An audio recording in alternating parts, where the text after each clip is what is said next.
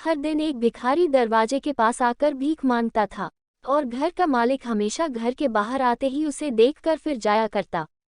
कई बार उसके लिए गालियां भी बकता। वो कहता, तू जिंदा ही क्यों है? पूरी जिंदगी ऐसे ही भीख मांगेगा क्या? धरती का बोझ क्यों बना बैठा है? और कभी कभी उस भिखारी को गुस्से में वह धक्का भी मार दिया करता। इतना कुछ हो जाने के बावजूद भिखारी के मुंह से सिर्फ यही निकलता कि भगवान तुम्हारे पापों को माफ करे। एक बार सेठ को धंधे में बड़ा नुकसान होने की खबर मिली। सेठ बहुत परेशान था कि तभी उसके दरवाजे पर वही भिखारी आया। गुस्से में अपना आपा खोते हुए सेठ ने उस भिखारी को पत्थर दे मारा। पत्थर लगने के कारण भिखारी का सर फूट गया और उसके सर से खून बहने लगा। फिर भी दर्द से कराहते हुए भिखारी ने इतना ही कहा, भगवान तुम्हारे पापों को माफ करे। भिखारी वहां से चला गया। सेठ सोच में पड़ गया कि भिखारी को पत्थर मारा, फिर भी उसने मेरे लिए प्रार्थना की। सेठ का गुस्सा शांत हुआ। भिखारी का रहस्य जानने के लिए सेठ ने भिखारी का पीछा करना शुरू कर दिया। भिखारी जहां जहां जाता सेठ उसके पीछे जाता। सेठ ने देखा कि कोई उसको खाना देता, कोई उसको मारता है, कोई अपमानित करता है तो कोई गाली देता है।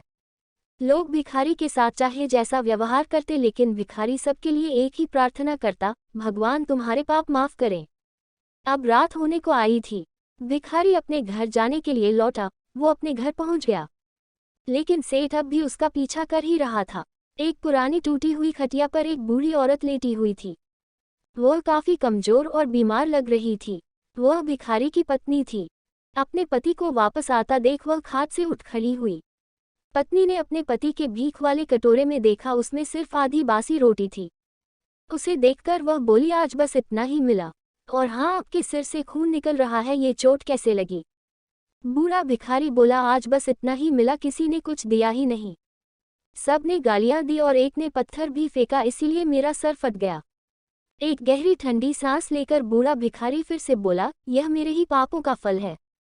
तुम्हें याद है कुछ सालों पहले हम कितने अमीर थे? क्या कुछ नहीं था हमारे पास? हमारे पास हर चीज जरूरत से ज्यादा थी, लेकिन हमने कभी दान नहीं किया।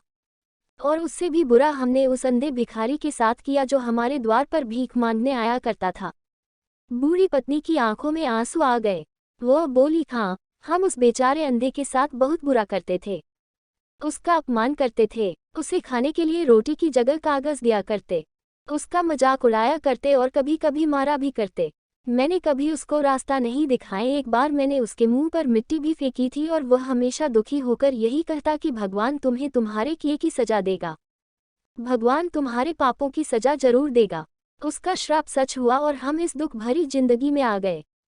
भिखारी बोला, हाँ, उसका श्राप सच हुआ, इसलिए मैं किसी को बददुआ नहीं देता। चाहे कोई मेरे साथ कैसा भी बर्ताव करे, मैं हमेशा उसके लिए प्रार्थना करता हूँ। मैं नहीं चाहता कि कोई भी हमारे जैसे जिंदगी का अनुभव करे, किसी को भी हमारे जैसे दुखों का सामना करना पड़े।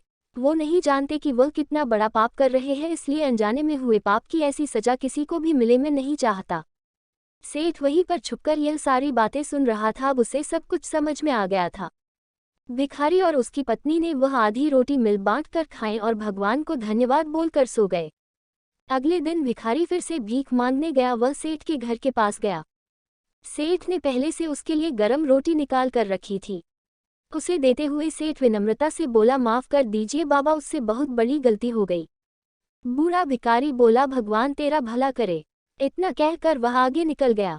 इस कहानी से जो सीख लेने लायक है वह बड़ी ही सिंपल है कि आदमी चाहे किसी के बारे में बुरा कहे या भला कहे, लेकिन भगवान सिर्फ कर्म के हिसाब से उसको फल देता है। क्या हुआ अगर भगवान नहीं दिखता है? लेकिन यह बात बिल्कुल सच है, उसके खाते में सबका हिसाब बहुत पक्का होता है। इसलिए जब किसी के लिए कुछ भी करो तो अच्छा ही करो। दोस्तों, अगर आपको कहानी पसंद आई हो तो वीडियो को लाइक और शेयर कर दीजिए और चैनल को सब्सक्राइब कर लीजिए।